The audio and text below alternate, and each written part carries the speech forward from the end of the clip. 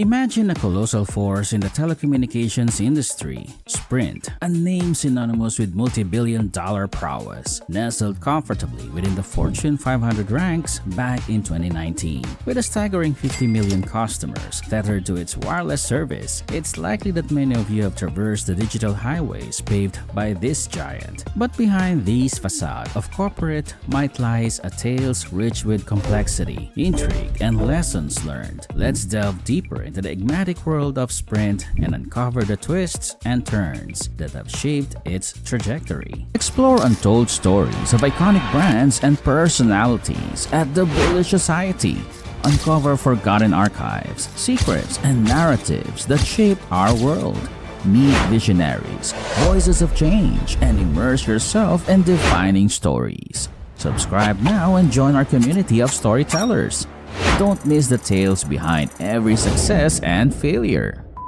In 2020, T-Mobile acquired Sprint in a monumental $26 billion deal, lending to the swift discontinuation of the Sprint brand and its network infrastructure. With this acquisition, Sprint ceased to exist as an independent entity, marking a notable change in the landscape of wireless carriers. Prior to the acquisition, Sprint faced significant financial challenges, prompting analysts to speculate about potential bankruptcy or restructuring. Over the years, Sprint struggled with financial losses and difficulty retaining its customer base, as reflected in its lower customer satisfaction ratings compared to industry counterparts. Despite its challenges, Sprint's journey reflects a rich history dating back to the 1800s, rooted in the telecommunications industry's evolution from railroad infrastructure. From its origins facilitating telegraph communication along railway tracks to its modern-day presence as a major wireless carrier, Sprint's story is a testament to technological advancements and industry transformation. The telecommunications landscape in the 1980s underwent a seismic shift when the government mandated AT&T to divest its local telephone companies, thus dismantling its monopoly. This pivotal moment in history created an opportunity for emerging players like Sprint to carve out a niche in the market,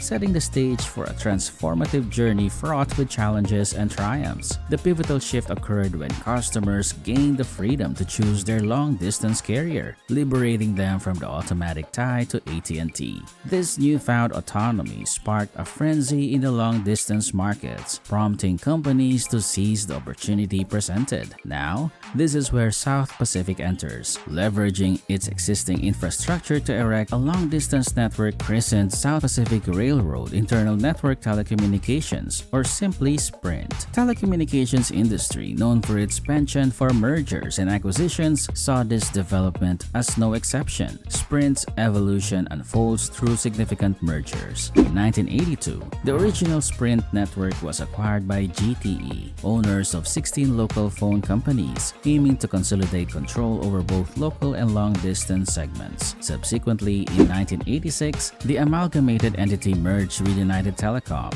forming a 50-50 joint venture. This partnership led to United Telecom's complete acquisition in 1992, coinciding with the rebranding of the entire entity as Sprint. United Telecom's roots trace back to the 1800s, originating as the Brown Telephone Company in Abilene, Kansas. Initially conceived as a local alternative to AT&T, United Telecom expanded its footprint over the years, acquiring local providers and diversifying its portfolio. By the merger with Sprint, United Telecom had burgeoned into a multi-billion-dollar entity, boasting an extensive 23,000-mile fiber optic network tailored for long-distance communication. The strategy here was clear that despite initial profitability challenges and a small market share dominated by AT&T, the focus on infrastructure investment and scalability allowed Sprint to gradually attract enough customers to turn a profit by the late 1980s. Sprint's innovative fiber optic network set it apart from competitors like AT&T, AT&T, shaping its branding and marketing efforts. In 1993, Sprint expanded its services by merging with Centel, entering the wireless industry alongside major players like Verizon Wireless and Singular. A pivotal moment came in 2005 with the acquisition of Nextel for $35 billion, rebranding as Sprint Nextel. Despite initial promise, the merger proved problematic due to technological and cultural disparities, contributing to Sprint's eventual decline. Nextel's fast-paced and energetic approach clashed with Sprint's traditional conservatism, resulting in a tumultuous integration process. Their separate technologies hindered synergy and efficiency, leading to subpar infrastructure and poor customer service. Additionally, conflicts arose with affiliates granted exclusive rights to sell Sprint products, exacerbating legal battles and prompting costly buyouts to resolve disputes. Marketing efforts were muddled as the company struggled to unify its branding under the Sprint Nextel umbrella, confusing both customers and executives alike. The fallout from these challenges was significant, with many Nextel executives departing and the CEO resigning in 2007 amidst mounting problems. Shareholders also felt the impact, with the stock plummeting drastically in the years following the acquisition, leaving little value for investors who had initially placed their trust in the merger's potential. In 2008, Sprint faced a staggering reality check, recording a goodwill impairment of nearly $30 billion, signaling a stark devaluation of Nextel's worth. This impairment cast a shadow over the initial $35 billion investment in Nextel, deeming a significant portion of it wasted money. By 2013, Sprint officially bid farewell to the Nextel network and shed the Nextel moniker from its name. That same year, SoftBank, a Japanese conglomerate, made headlines with the largest foreign acquisition by a Japanese firm, acquiring Sprint for over $20 billion.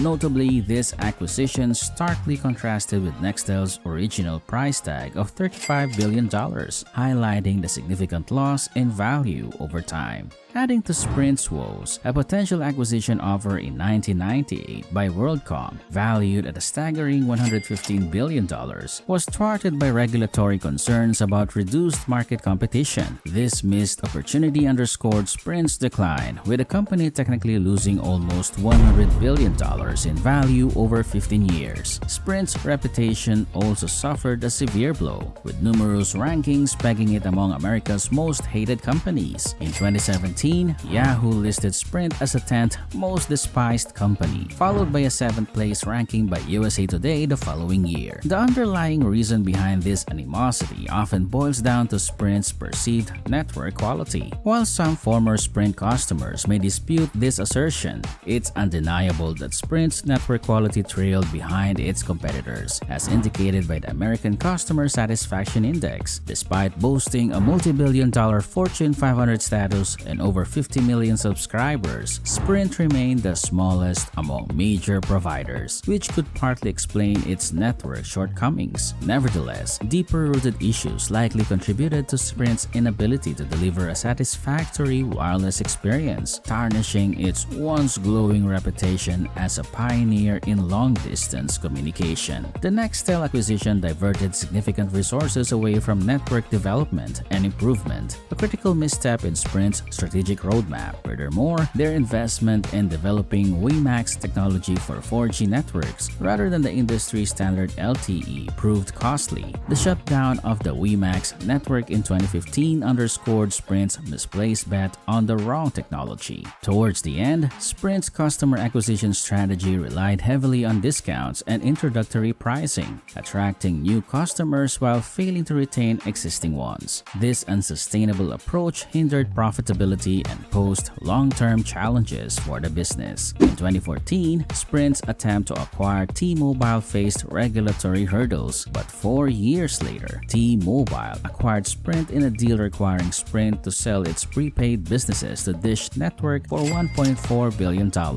This move, while necessary to navigate Sprint's troubled trajectory, highlighted the costly mistakes made during its transition to wireless operations. In conclusion, Sprint's journey from a telecommunications giant giant to a struggling entity is marked by pivotal decisions, such as the ill-fated Nextel acquisition and misguided technology investments. Despite its early successes and pioneering efforts in long-distance communication, Sprint's inability to adapt to changing market dynamics ultimately led to its downfall. Reflecting on Sprint's legacy underscores the importance of strategic decision-making and adaptability in the ever-evolving telecommunications landscape. Thanks for joining us on this captivating journey through the stories that shape our world. Your support keeps the bullish society thriving. Subscribe and ring the notification bell to never miss a captivating story. More incredible stories and interviews are coming your way. Stay tuned for what's next on the Bullish Society.